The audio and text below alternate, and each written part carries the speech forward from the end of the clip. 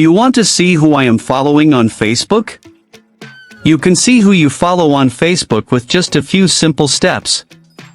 Before we begin, please like this video and subscribe to our channel for more tutorials and tips.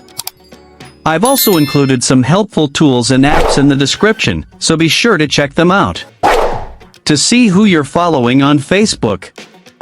First, open the Facebook app on your mobile device and log in if you aren't already.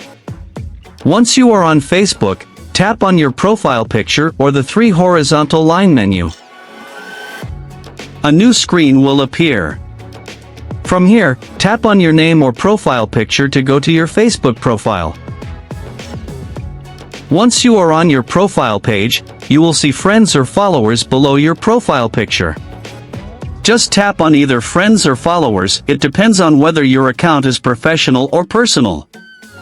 Here, you will see a list of all the friends you have on Facebook. To view only the people you are following, tap on Following. Now, you will be able to see a list of the people, pages, or groups you're following.